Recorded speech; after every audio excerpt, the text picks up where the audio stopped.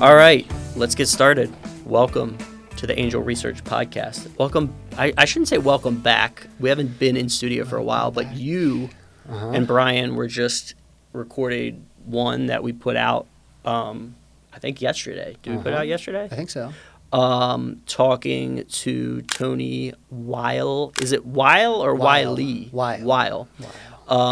Who's the CEO of Nat Gold Digital. And so what's the deal with this? Well, it's gold. You don't mine it. Well, so it's unmined gold. That's the gist of it. You got it right there. And I actually, because it is kind of a not necessarily a difficult concept to comprehend, but it's a completely new concept. You know, like nobody's really heard of this. So Brian and I, because we have been researching this for a really long time, and we're really excited about it, and we want everybody else to be excited about it, have written a book. Do I get a copy? Do I get a free copy? I did bring a copy for you. Oh, yeah. I'll sign that later if you want. It might I'll be worth, sign it. Yes, might be worth thank more you. Than this is a $24.95 great. one day. Yes, this is great. Thank you. I'll tell you what, the information in it is definitely worth more than $24.95. But the book currently retails for $24.95. I'm gonna get the signed copy, and then I'm gonna sell it on eBay. I better not see that on eBay. Not for at least a little while. So I'm sort of familiar with the concept. I'm familiar with cryptocurrencies and tokenization. Tokenization, right? yeah, that's become a big term now. Tokenization, and just I guess a brief primer on that. So the first idea of tokenization that I became familiar with is the idea of NFTs, right? Right. Which stands for Unfortunately, I think that was a lot of people's first introduction non-fungible token, Correct. right? And people were thinking of basically just like a little piece of art or something. Yeah. I guess it was. Yeah, like those what was the one? The memes. Bored Ape The Yacht Bored Ape Club, Yacht Club. right? And it's just a digital image of this ape. And they were like, I don't know what that the one's got a highest whole one. huge story. Was there behind it, one too, because that they were paying celebrities to buy those, right? And then you and would then hear talk it, about and then, how much they paid for them. right? And so it wasn't like, didn't some go for like over $1 million or something like that? They went up there. I just remember Jimmy Fallon and Paris Hilton were on his show talking about how they paid like $350,000 for theirs, and they were showing pictures of them and stuff. Yeah. And it turned out both of them got paid to say that and Yeah. to buy those things, like a couple $1 million. Yeah, it's like a tulip. It's like tulips. So right? net, they made a lot of money. Yeah. But yeah, and I say it's unfortunate that was most people's introduction to tokenization, and that's why it's being called tokenization now, because non-fungible tokens are a real thing, and they are a potentially valuable asset. They're a way that you can digitize a physical asset, real world assets. Right. And so while everybody's introduction was Bored Ape Yacht Club, right. You could digitize the title to a house, right? I recently bought a house. We had to pay a title attorney just to check on the title and make sure that there was nothing, that shouldn't be on the title or the deed to the house. If that was on the blockchain, we wouldn't have to, because it would be publicly auditable, right? You wouldn't have to hire the attorney. All you would have to do is I would pay for the house. The owner of the house would transfer me, the token which represented the deed, and now the house is mine, and everything's been recorded, and we're good to go. Right. Buying a house is a great introduction to all of just the red tape and crap that goes in there. Oh my goodness. I remember The there's regulations. title. There's something called title insurance. Title insurance. Which I'm like, why do you need that? And they're like, well, like someone else might come out and say they have. Like, why would someone have the title and then claim? It was like, well, there could have been. And it was just like all this. A title and attorney to do a search to make sure and that like, wasn't the case. Basically, yeah. At the end of the day, it's basically a scam.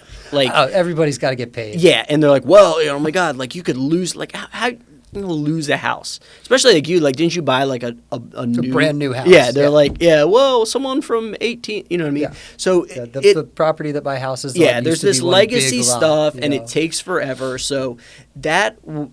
Explaining the idea of transfer of ownership, and that's why we talk about real world tokenization, real world asset tokenization. So it's actually something that's linked to a real world asset, which people know are valuable. Is a picture of a Bored Ape, Like there's not, it's just digital, it's out there. But when it's actually linked and it becomes ownership, it's much more legit. It's back. Then it's pegged to something. Right. And so you think about like the title to a house or a deed to the house, it's like, oh, it's like in the stored in the county, well, like some file cabinet in some county that someone could, you know what I mean? Right, or some computer system. I mean, and you'll get them and they've got signatures all over them, stamps all over them, and you can barely read them and stuff. Yeah. But I think a really good example that like everybody can really like wrap their head around here is, say, I buy a car from you, right? And I Venmo the money to you, right? I haven't actually given you physical cash. Right. I've given you a digital signature basically that says that you are entitled to that cash from my bank account. Right. Right. So you can turn that into physical cash. Yeah. Just like you can turn that token into the house. I can take that token and be like, here, look, this is my house. Right. And it's the same thing with that cash. So we've already taken the first step towards tokenization. When I worked at Morgan Stanley, it was always really cool when we got physical settlement. Because like, when do you get to see actual stock certificates anymore? Like, never. And that's something else that's just covered with stamps, all settled, all over the front, all over the back, because it's like 100 years of being passed back and forth across like desks. Nobody does physical settlement anymore. Everybody does electronic settlement. So what you're trading is not that actual stock. It's a digital representation of that stock. Well, and the stock and the physical stock paper is just a representation of the share ownership in the company. So it's, exactly. Everything's it's all been sort of a step forward in the process. And this tokenization, what is really, what's really allowing it to take this big step forward now is blockchain technology, is the fact that you have this universal ledger that can be updated all around the world simultaneously, that's almost impossible to be hacked, that's publicly auditable but privately added to. It's what allows for this stuff to happen. So, and basically every time like we've taken these steps forward, it's been sort of in expediency's sake, right? We don't do physical settlement anymore because it takes a long time. Electronic settlement's a lot faster. But electronic settlement still takes 3 days. Yeah. A lot of people don't realize that because they place a stock trade today. If it hits the right price, they get their stock, right? But that doesn't actually settle for 3 days. That's your time frame when you work at a bank, like at a brokerage firm or something like that. The only people that settle in the same day are repo traders, and there's not many of them out there. Right. So, you've got 3 days to settlement. There's a lot that can happen in 3 days. Like, you could be exposed to like a WorldCom or, an Enron in those 3 days. Mm-hmm. So in 3 days, Enron goes bankrupt. You were exposed to them for a couple $2 billion. Like, technically, they had all of that stuff when, like, everything was good when you booked the trade, but before the trade got a chance to settle, they went bankrupt. And now you're on the hook. You're probably going to lose your job. You might never work in this business again. And it's all because it takes 3 days for a trade to settle. Right. And so these, with the blockchain things, you're familiar with cryptocurrency. It's instantaneous. It's like that. Well, there's a little bit of time, almost. But yes, it's super fast. It's fast. Ridiculously quick. And there's some complaints. Cheaper. Yeah. And there's always kind of complaints about, Bitcoin in general about, hey, it's not that fast. And yeah, I would agree with that. So that's a little bit. But these newer technologies on these blockchains is getting faster and faster. Mm-hmm. The computers are getting faster and anybody faster. Who says Bitcoin's not that fast just never had to wait 3 days for a trade to settle. Right. Like, I'm just going to go out and say that. People who say Bitcoin's not that fast, then they actually don't know how trades work. Right. It's quick. If it can settle in 1 day, it's quick. So moving towards this idea of real world tokenization and of specifically Nat Gold, there are a few. It's happening, right? They just started tokenization of, or at least the process of tokenizing uranium, mm-hmm. And there already is a few physical gold-backed cryptocurrencies. Cryptocurrencies or tokens. It's Right, that's basically backed by like gold in a vault. In a vault, Yep. exactly. Yep. So let's talk about like the difference between that and this, because it's interesting. I mean, the big difference is what you said, like to kick things off, is that this gold has not been mined yet. Okay, so I know that's probably the part that's toughest for people to get their heads around. Sort of is like, well, hey, like how is it valuable if it hasn't been mined? Well, how is your gold valuable if it's sitting in a vault in Switzerland? Yeah, there's very little difference, You know, because you know it's there, right? Exactly, because you know it's there. So if you know the gold's in the ground, then it's just as valuable as the gold in that vault, potentially more valuable because it's free to keep it in the ground. You have to pay that vault every single year. And like that comes out of the profits that your gold is making while it sits there. You also had to pay to transport that gold to that vault. If you want to move it to another vault, you got to pay for it. You got to pay for security. What's crazy, and this has been in the news more, because the idea of auditing Fort Knox and looking at the gold reserves is a big question over, I don't know, decades. If that gold was tokenized, all the gold, it'd be audited every day. Right. Well, if they go and audit Fort Knox and there's I shouldn't say there's clearly probably some gold in there. Not as much gold as supposed to be. Right. So can you imagine, like, this is why I'm kind of bullish on just owning any of gold space things right now, because if they go and audit Fort Knox and all the gold's there, like, is gold going to sell off? No. Definitely not. But if they do go to Fort Knox and audit and they're like, there's only like 10% is supposed to be here, like, it's going to go, like, physical gold is going to go hyperbolic, because people are going to be like, that could happen. I mean, or people are just going to, or the faith of the U.S. is just going to crumble. Like, it's not going to be good if it comes out that there's no. It would definitely, I mean, it's tough to say how it would respond, because usually when the commodity's not where the commodity's supposed to be, that's really bad for the commodity's price. You know? But like, this is a commodity that's already been extracted, that's supposed to be in vaults, and it could be really good for the price, because it's like, oh, hey, there's a lot less gold than we thought there was. But you got to realize that, we talked about how this is like the next step in the process, that tokenization sort of already started with like digitization and digital trading. So you've got these ETFs, and the ETFs are all backed like the GLD, right? The iShares Gold Trust. It is what it sounds like. It is a trust. It is like an account of gold bars in a vault, and there's the shares represent ownership of it. But every year they have to pay fees on that gold that they keep in the vault, and they pay those fees by making new shares of the stock. And so that sort of like dilutes the ownership.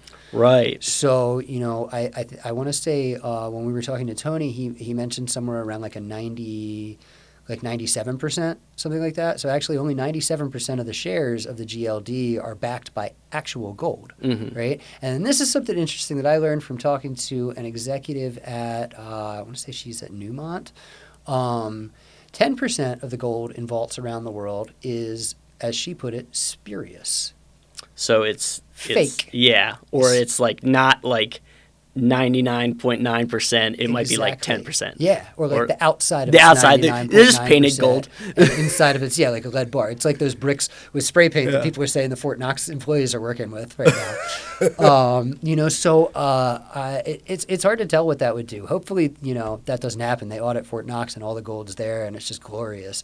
I really hope that's the case. I don't know. I don't know what that would be, because it's kind of like. But think about this, right? We were talking about, the difference between the gold in the vault and the gold in the ground.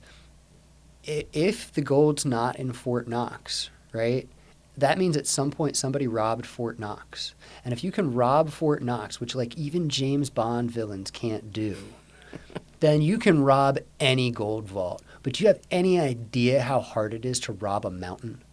Right? Like, it takes months, sometimes years, to set up a gold mine. So if you're trying to rob nature's vault, there's just somebody's going to catch you. And there's a reason, at least to start, the assets that would be utilizing this sort of tokenization technology are gold properties that have been proven to have gold, Right. but it's kind of a little bit more difficult for one reason or another to actually extract they haven't it. been able to extract it Right. yet, right? Like Because maybe it's kind of in like a area where it's just harder. It's not just like you put a, it can be just like drill too down and a bunch of difficult gold. to get Yeah. equipment up there. It could So the be idea of not someone cost-effective. illegally going in and Environmental stealing that is regulations, just it's like tough. not. It's Yeah. just not there. It's not there. And you mentioned that you've proven gold's there, and that's the really cool thing about this is that people are like, well, how do I know that the gold's there? It's in the ground. You haven't dug it up. You have to dig it up so that I know that it's there.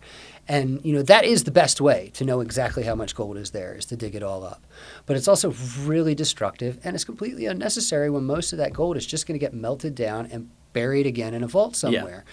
So what you can do is there's I'm going to call it a certification process. There's verification processes that gold mining companies go through when they're exploring a property for gold. Basically, they do a drilling campaign, they analyze the results of that campaign, and then a qualified person who studies geology and gold formations can take those results and basically say, look, there's about this much gold likely under this property. Right, and these forums are called York in South Africa, and the NI 43101 in Canada, and those two are like the internationally accepted standards. If you're a gold mining company, you have one of these, you wanna actually take your mine to the next level and start digging up the gold and making gold bars. That's the form that you would take to a bank and say, right. Look, I got $1 billion worth of gold there. It's going to cost me $500 million to get it out. Loan me the $500 million. We'll split the $500 million profit. And the bank's going to look at that and they're going to say, okay, you know what? This is all legit. Right. And my first there, let's get it. My first question regarding those is how accurate are those? And my understanding is it's pretty accurate. Like they could you're be usually, very accurate. If they say there's 100 ounces of gold, I mean there's going to be more than that, but typically gold in there, then they're going to be able to get, because they it's not just all of the specs, it's the amount of gold that would be able to be actually extracted for the dead. So it's all that's built into the actual certification process. All built into it. It's not that asteroid, we know that asteroid is worth $1 trillion. Maybe that could be the next step, that we start tokenizing asteroids. Maybe we could, if we could get to them. Yeah, definitely. But yeah, no, and that's the great thing about these NI 43101s is that they're, if anything, conservative. They are showing you that there's enough gold there to make this project economically feasible, but there could be more. Right. There's usually not less. Right. Yeah, that's what I said. There could be more. And varying ways of extraction, like maybe the technology gets better, definitely. So it gets a little bit cheaper, so you get a little bit more. That's all sort of worked into the formula. But the thing is, a lot of the gold that's out there, you said, that can't be extracted, right? They refer to that as stranded gold, because it costs money to get these 43101s. Yeah, it costs money to do a drilling campaign. Companies are spending tens of millions, sometimes hundreds of millions of dollars to prove that there's gold there before they can even start setting up a mine, before they even can ask for permits to set up a mine. And so now you've got a company, say it spent $160 million proving that there's just a bunch of gold here. They're like, all right, let's mine it. And they go to get a permit. And the government's like, actually, there's this frog over there that there's only 5 of them in the world. So you can't mine there anymore. Yeah. Off limits entirely. And the company's like, dude, we just spent $160 million on this. There's gold there. Let us get the money back. And they're like, nope, sorry about your luck. No, or they're asking their wheels to be greased a little bit. Oh, you got that could be it, but it could be the indigenous population doesn't want you to mine. There's a company that is working in the Nat Gold ecosystem, or is getting ready to work in the Nat Gold ecosystem, and one of its properties is on a Native American reservation, and they don't want gold mining on the res. And so they were kind of upset when this gold mining company came in and bought. But then when they explained to them how Nat Gold works, and they're like, hey, we don't actually even have to mine the gold, and you guys still get paid. Yeah, you still get paid, and you can keep, build whatever They you want were or keep happy it. Yeah, I mean, it 'cause seems they like a can- win-win. You get a mining tax when, once the gold is tokenized, you can collect a mining tax. The local communities get paid, the government gets paid, the gold mining companies are able to unlock some of that value that they've already put in. That's a sunk cost to them right now. Right. So big gold mining companies are in on it. And what's cool is you've got the locals are in on it. Even this is like ESG friendly gold mining. Even that's the craziest part. And I know that ESG's sort of gotten a bad name recently, and people have been pulling back from DEI and ESG.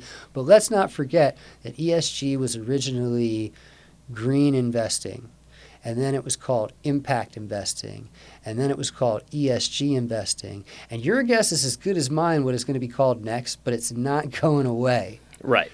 It'll be called something else. And these people are excited about, Nat Gold also because you don't have to destroy the environment to produce this value. And that's the really cool part about Nat Gold. It's a really great time for it, too, because you've got a super crypto-friendly, anti-regulation administration coming into D.C. Donald Trump's floated the idea of a strategic Bitcoin reserve, monetizing the U.S.'s balance sheet. That's an expansive statement. How can you monetize the U.S.'s balance sheet? How can you monetize all of the resources that we have by tokenizing them?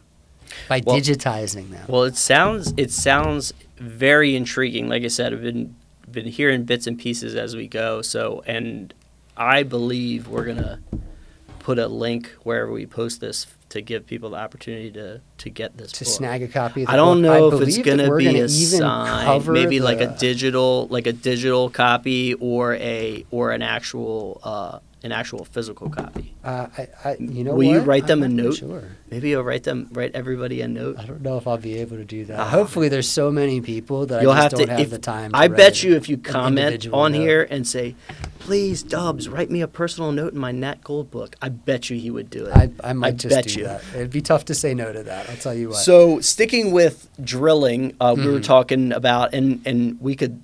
Sarah might be able to splice in our conversation about, but we can talk about it again. We were talking about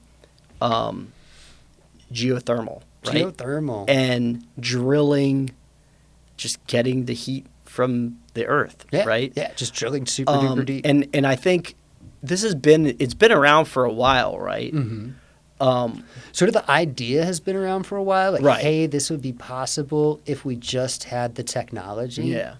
But now the technology's there. And Right. so the technology that they were basically waiting on, this is the coolest part about this, is that the technology they were waiting on came from the American oil patch.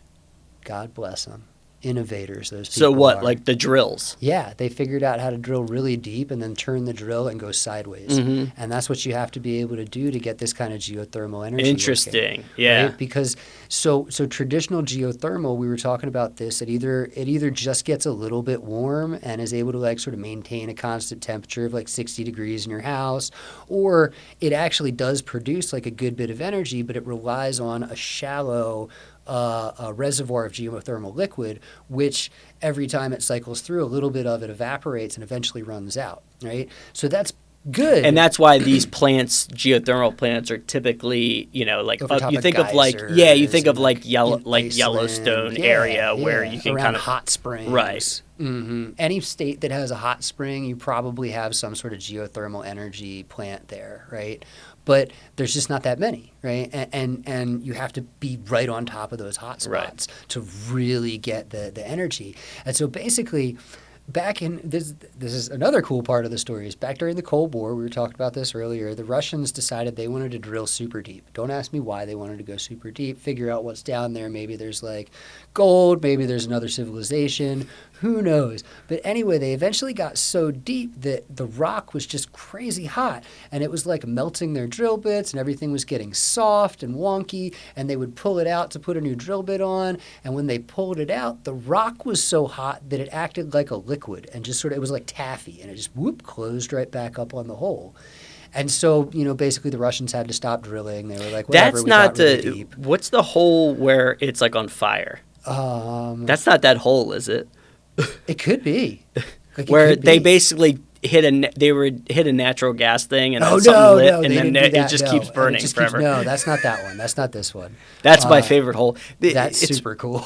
guys like holes. Yeah. You ever seen this Say? What can you say? thing? Like people digging holes like on the beach and stuff. They're like, Yeah. nice hole, you know. Oh, dude, totally. You're like, Don't oh, clip man. this together into something weird. Like you're gonna need to put some like wood on the side of that to shore it up, though. Probably if you go much deeper. So why they they're gotta drilling. put fences So around Russia's construction sites. drilling. Russia's was drilling holes, and now China's everybody's China's drilling drilling holes. holes now too, and people are thinking that like China's going after this like mythical oil that is just produced by the Earth's core. I don't know about all that. I But think what they're is trying to cool- drill through and then come up underneath us. It could be possible because And we a always sneak talked attack. when I was a kid about like digging a hole straight to China. Yeah, so that's a maybe thing. maybe like that idea finally made its way around to the other side of the world, and they're like, let's dig a hole straight to America. It's possible. It's possible. People are very similar all around the world. Yes. But yeah, so basically these geothermal scientists were like, hey, wait a minute, like basically if you drill down deep enough, it's really hot. Yeah. Doesn't No matter where you where are. you are, Right here, if we go down deep enough, it's really hot. And they were like, okay, so is it hot enough to turn water into steam? So they drilled down really hot and they put really far and they put a pipe down there and they dropped some water down there and literally as soon as before the water hit the bottom of their hole, turned to steam and shot right back up. And they were like, we're onto something here. I wonder if we could go sideways with our drill. And then somebody was like, hey, did you hear about these oil companies that do this horizontal drilling thing? Yeah. And they were like, they what? This is awesome. Everything's coming together. We've got super duper hot rock literally everywhere in the world. We can drill down really far and then turn our drill and go sideways. We can create a loop of pipe that goes really, really far down into this hot rock. We can put cold water in it up here, and then it'll shoot steam out the other end into a turbine, and it basically creates almost a continuous closed loop system that'll just create energy forever. Like more energy than the sun for longer than the sun will burn is how much energy is contained within our Earth's core and how long it'll be hot. Yeah, and everybody has, you know, It's like the holy grail there's of no like energy development. and there's a no-brainer idea here, which everybody can grasp, is just the idea that we're not going to use less energy. No, like energy we're not. demand is skyrocketing. Whether We're I gonna mean, use even more just and more you know, and more. I mean, even just you talk about like, you know, all this technology and all these data centers, but then Right. also just everything that goes with modern Yeah, society. AI has like hogged most of the Yeah. conversation as far Yeah. as energy needs go, and I mean, like you could see even nuclear power stocks are riding the AI roller coaster. Oh right yeah, now, and I think you that know? basically that what I like about the geothermal thing is because it's a little bit more under the radar than Oh, like definitely. than nuclear or whatever. But It's not getting blown up like this, but Right, like, and it's nuclear actually is more not- viable in the short term than nuclear is. 'Cause Right. nuclear takes a long time. yeah, it Like, does. I think people are underestimating how long it's going to take. Now maybe Small you know modular regulations reactors haven't been can. approved yet. You know, granted, we've got people trying to like relax regulation. Right. I was maybe to they'll get them speed it moved up, but through it is going to faster. take a while. So, and I think, you know, everybody is realizing, look, it's not going to be just one solution to It can't. this. So, Just one solution. There's Geothermal- not enough hydrocarbon in the world to provide enough energy to power the future. Right. But there's also not enough renewable energy in the world to Right. power it either. We need all of it. Yeah. Or we need warp drives. Like if we discover like some Star Trek technology Yeah. that nobody knows exists well, yet, alien then technology. like forget Yeah, about yeah, geothermal, yeah. forget about all So of this other stuff. that's It's really crap. that's really the only yeah, thing alien that's gonna, technology. Yeah. Like some the sort of UFO 0 point. ECF. Yeah, some sort of 0 point like extracting energy from another dimension kind of. Yeah. deal. Like barring something like that, we're going to need oil, we're going to need coal, we're going to need natural gas, we're going to need geothermal, we're going to need all of it.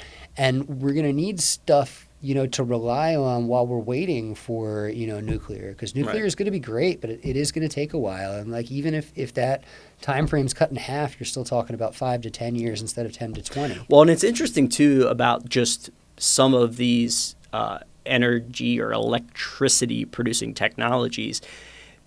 They're different and better in just certain areas of the country or the world Oh, yeah. based on the, you know, just based on the geology of the makeup and stuff like that. But also, you think about like just wind and solar are a good example. Like when the wind isn't blowing, you get less. Solar, obviously, when the sun is not out, you don't get it. So you need, but wind nuclear energy is great in Kansas, but right? It's not that great here in Maryland, right? So Solar's nuclear, awesome in Nevada, but it's not so awesome in West Virginia. We got a lot of trees. Yeah. So nuclear has, and I would put geothermal in this. That is the idea of this base load power. Yeah, base load power, and it's basically it can be used anywhere. Right. You don't have to have specific conditions like pumped hydro. You have to have a high place and a low place. Yeah. You basically got to have mountains or you got to build towers. Like we said, you have to have like lots of sunshine to use solar. You have to have and even, really strong wind. Yeah, and even natural gas. You had the fluctuations in just like the price of natural gas. And if I'm not mistaken, a couple of years ago when Texas had that really, really bad freeze, it was the natural gas turbines that froze, wasn't it? Yeah, because I think a lot of their stuff is based on that. Sometimes It natural wasn't built gas for doesn't that. work. Yeah. So you I kind think of have to have it all. But what's nice about those two, nuclear and geothermal, is you can have it all and you can have it anywhere. Yeah, building resiliency into the system, I think is important, and diversifying all that stuff has been proven to be very important to build modern society. So. All right. Well, thanks for giving the rundown of Nat Gold. I'm sure we're going to hear more about it because you guys are going to hear tons more about this it. This is part of a larger trend, like we talked about, a real world asset tokenization and blockchain and cryptocurrency, but also it's part of the commodity story of just like what we need, because this is a unique opportunity because of what gold is as an asset, or we talked about like land or real estate or these things.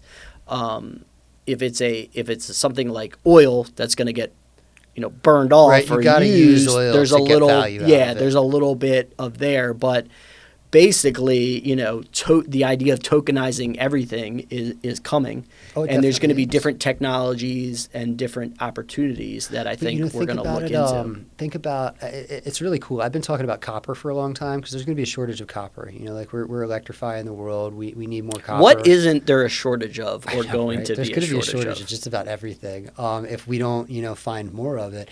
And this is the thing, is that tokenization can help us find more of this stuff.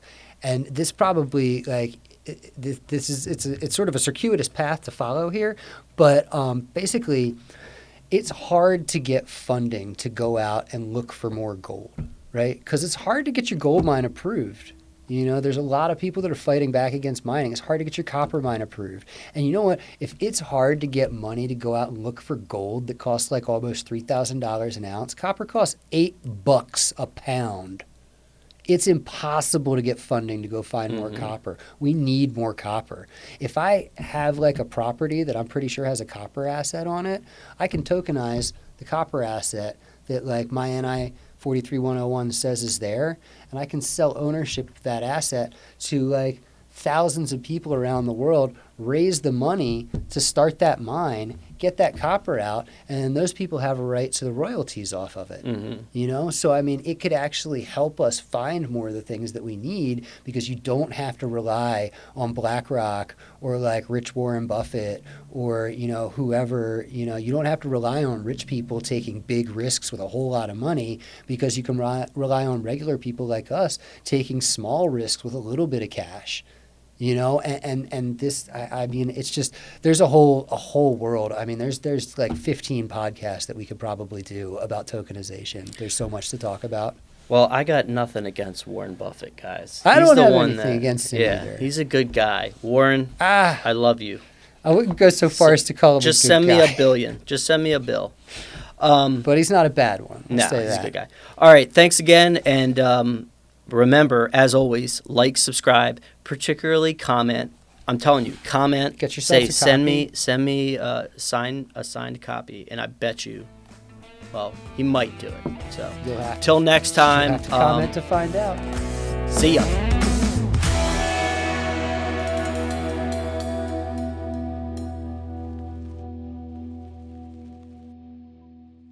basically they wanted to see like what they could find, like if they drilled That's- down really deep. And Yeah. like basically they got to the point where they were so deep that the rock that they were drilling through was so hot that their drill bits were Yeah, like just, like, getting, melting, like, right? were Yeah. melting.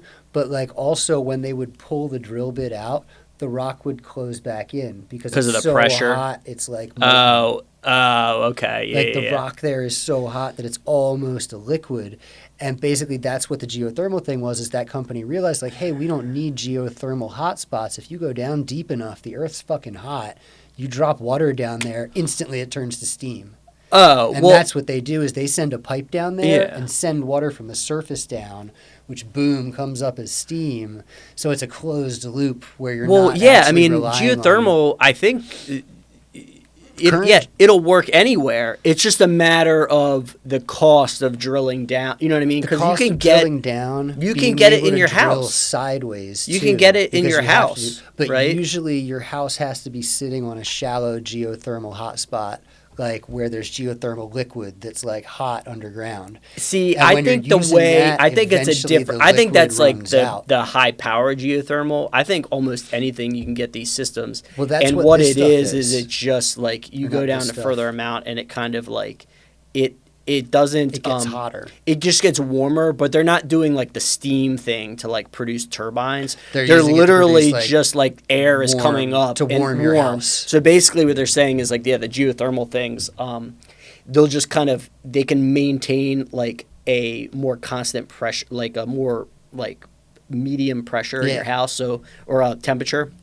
So I think it's like if you go down and you have these things like, It'd be there's kind of like constantly radiant heat. It's You're just exactly running what that it is. It's warm basically water like through the house I think it's constantly. basically like they can get the temperature in your house to be like a constant, maybe like 60 degrees or something.